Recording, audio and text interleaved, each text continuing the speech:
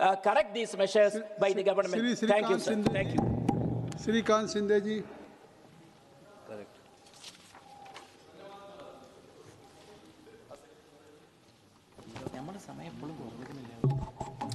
बहुत बहुत धन्यवाद आपका। मैं आपका हृदय से आभार व्यक्त करता हूं कि आज आपने मुझे इस विकसित भारत की नींव रखने वाले वर्ष 2026-27 के ऐतिहासिक केंद्रीय बजट पर बोलने का अवसर प्रदान किया। मैं अपनी पार्टी शिवसेना और हमारे नेता एकनाथ शिंदे जी के ओर से इस बजट का पूरा समर्थन करता हूं और छत्रपति शिवाजी महाराज जी की भूमि से मैं आता हूं। महाराष्ट्र की 12 करोड़ जनता की ओर से इस रिकॉर्ड 12वें बजट का समर्थन भी करता हूं।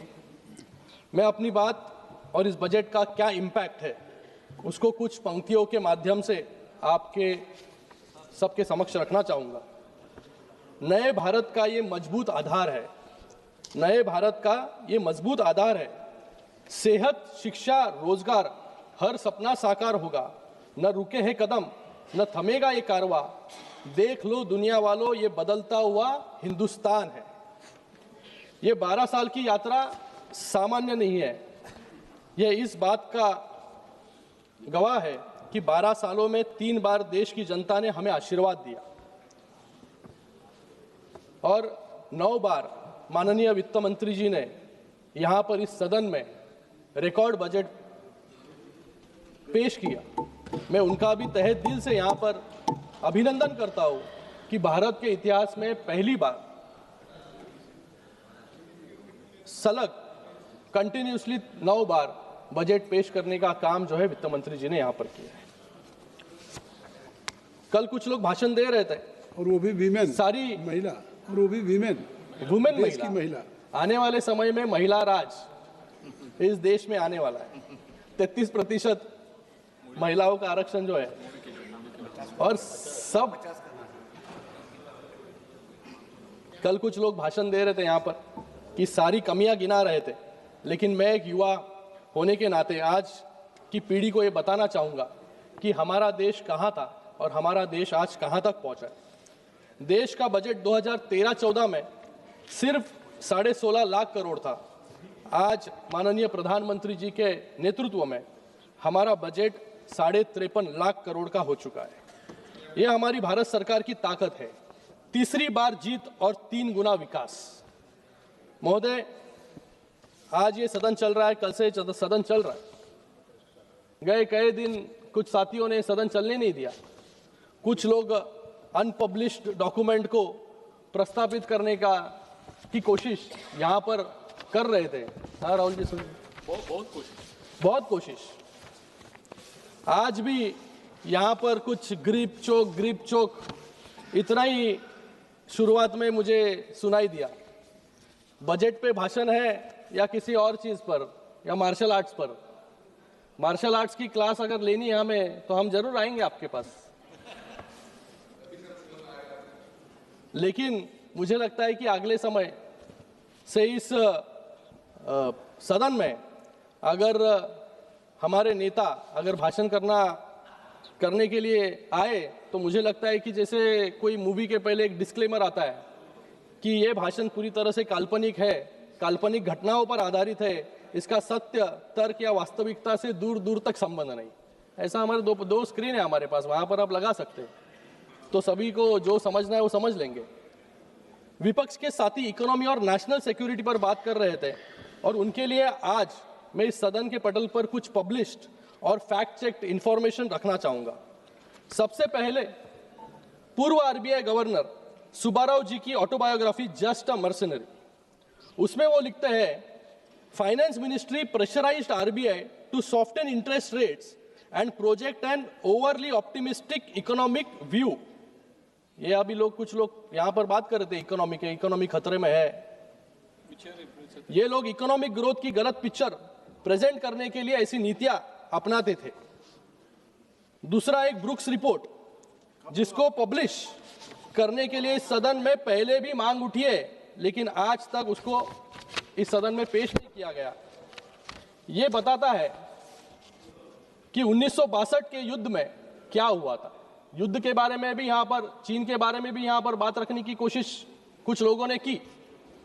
1963 में जब हमारे रक्षा मंत्री YB चौहान डिफेंस मिनिस्टर थे तो उन्होंने इस रिपोर्ट का जिक्र किया था इस सदन में। Indian reverses were the result of high level interference in tactical operations. आज जो यहां पर आलोचना और आरोप लगाने का काम कर रहे थे उन्हीं के डिफेंस मिनिस्टर जी का ये स्टेटमेंट है उनके ही खिलाफ। तो मुझे लगता है पहले अपने गिरेबान में झांक कर इनको देखने की जरूरत है कि हम जब सत्ता में थे तो तब क्या कर रहे थे। ये रिपोर्ट आपके सिक्योरिटी फेलियर का सर्टिफिकेट है। आज मैं यहां पर कुछ देर पहले विपक्ष के नेताओं का भाषण सुन रहा था। अपने भाषण में ग्रिप शब्द का बहुत बार इस्तेमाल किया। वो कह रहे थे कि सरकार की राजनीति पर ग्रिप नहीं है, हमारी नीतियों पर ग्रिप नहीं है। महोदय, मुझे इनको कहना है और उसी के साथ में ये सपना भी देख रहे थे खड़े खड़े कि अगर इंडिया अलायंस अगर अमेरिका के साथ डील करता, इंडिया अलायंस अगर अमेरिका के साथ डील करता तो किस प्रकार से डील करता। देखिए, सपने देखना तो अच्छा है, लेकिन जागते हुए खड़े रहकर सपने देखना हानिकारक है। अमेरिका से डील करनी तो दूर की बात है, मुझे लगता है कि इंडिया अलायंस के पार्टनर के साथ पहले इन्हों को डील करना बहुत जरूरी है कि जो पार्टनर, एक पार्टनर यहां है, एक पार्टनर वहां है, एक पार्टनर कहीं और है।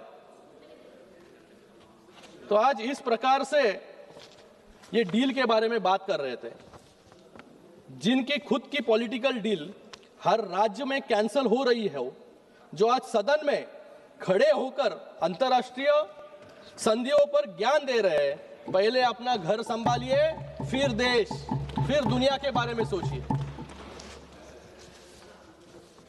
यहां पर चोकिंग के बारे में बात किया।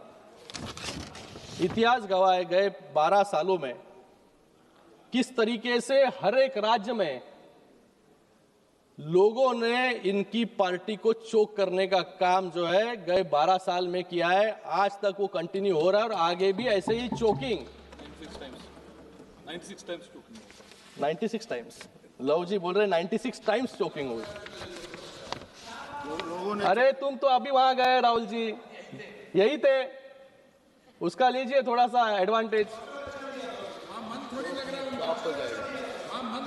अगले बार वहां रहोगे तो चौक हो जाओगे।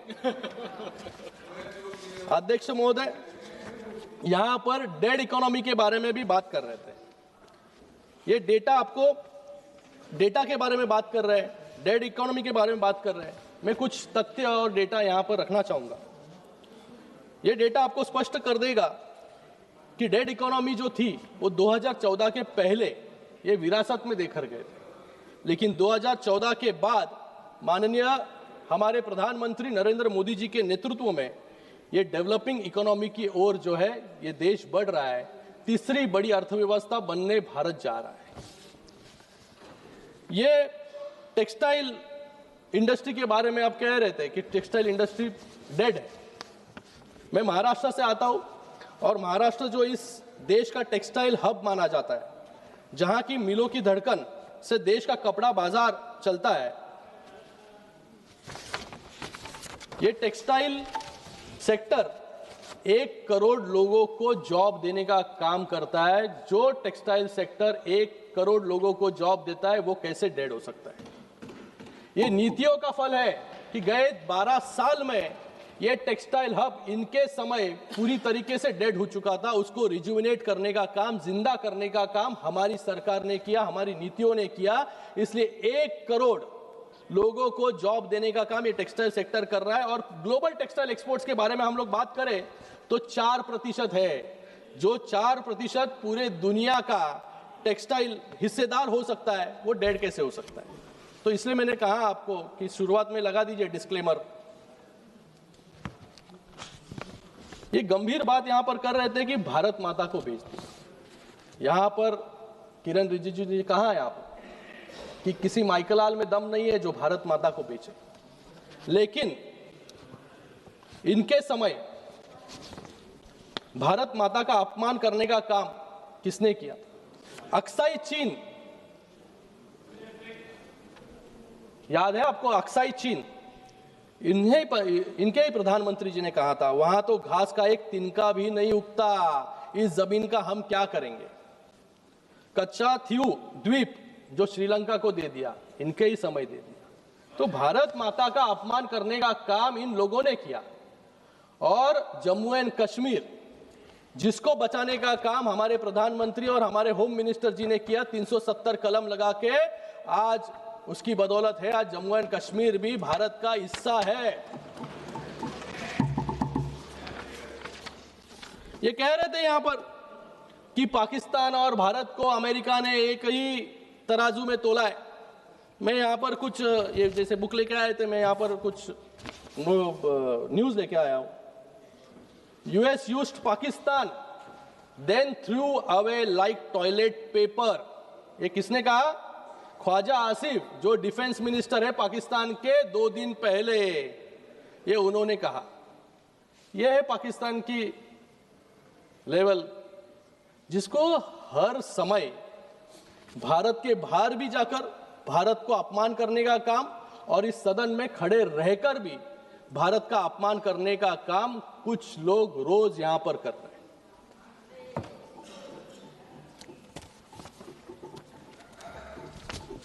बजट में माननीय वित्त मंत्री जी ने तो युवाओं को सामने रखते हुए, रोजगार को सामने रखते हुए हमेशा यहां पर प्रश्न उठता था कि ये जो ग्रोथ हो रही है वो जॉबलेस ग्रोथ हो रही है। लेकिन ये बजट जो प्रस्तुत किया गया है वो 2047 को सामने रखते हुए, विकसित भारत को सामने रखते हुए, युवाओं को सामने रखते हुए, महिलाओं को सामने रखते हुए ये बजट प्रस्तुत किया गया है। इसलिए आज इस बजट से हमें सभी प्रश्नों के उत्तर यहां पर मिलते हैं कि ये बजट 2047 तक कैसे रोजगार उत्पन्न करके देगा। जॉबलेस ग्रोथ कह रहे थे ये, आज इस बजट में भारत को ग्लोबल बायो फार्मा हब बनाने का बजट ये है।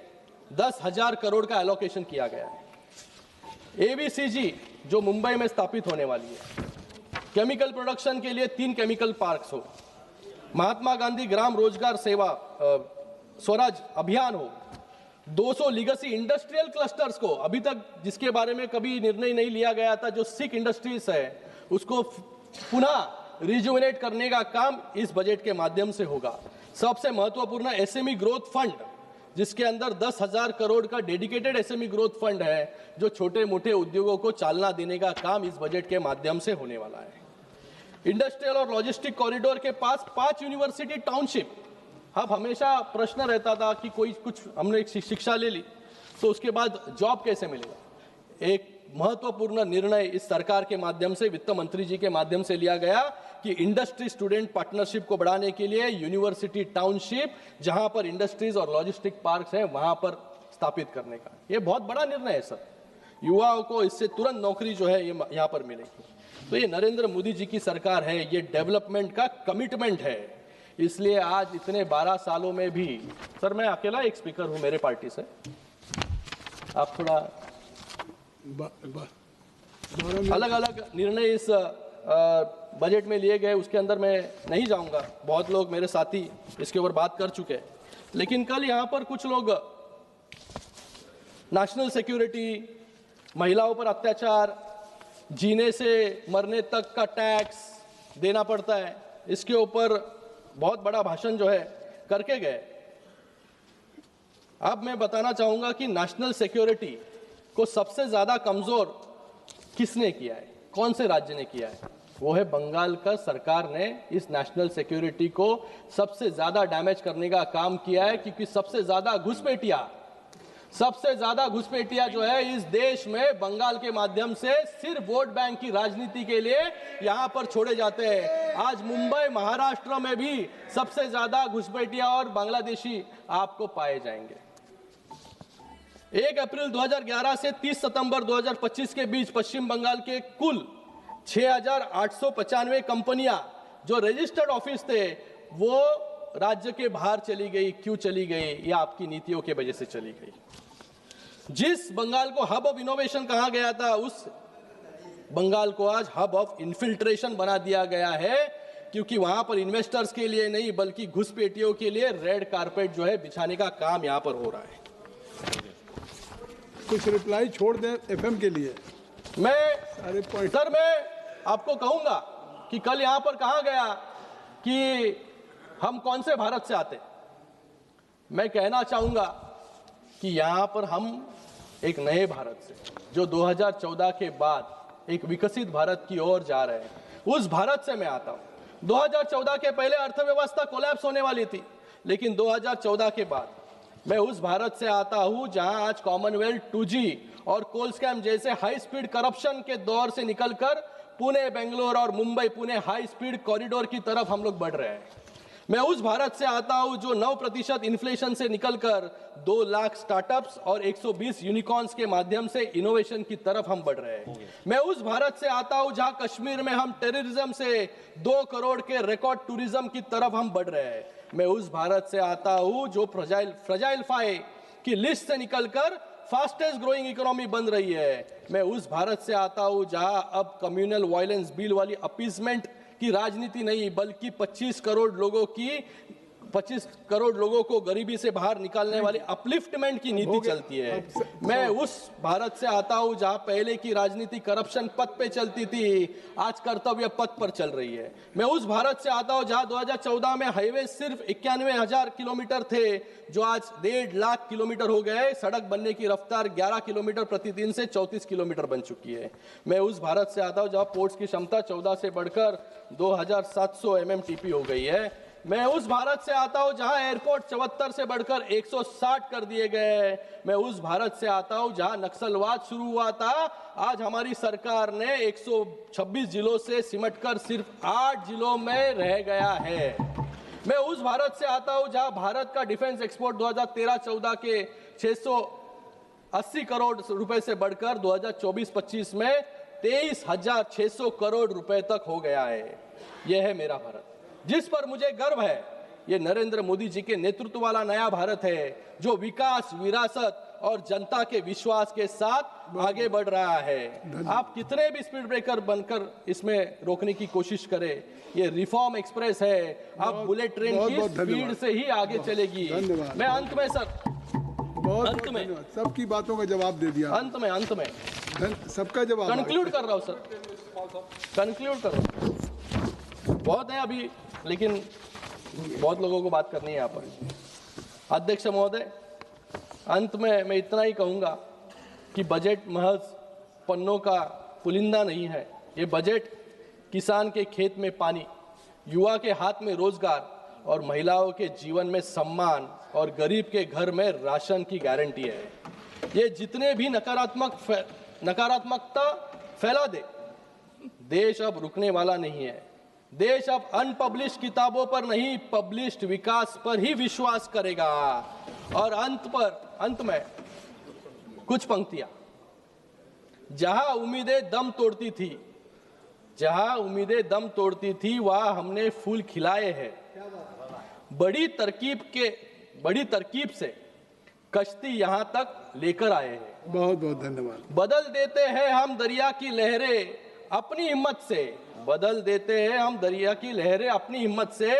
आंधियों में भी अक्सर हमने चिराग जलाए हैं। इसी के साथ में मैं इस बजट का पूरी तरीके से समर्थन करता हूँ। वित्त मंत्री जी का फिर से एक बार अभिनंदन करता हूँ। धन्यवाद। जय हिंद, जय महाराष्ट्र। धन्यवाद। श्री उमेश भाई।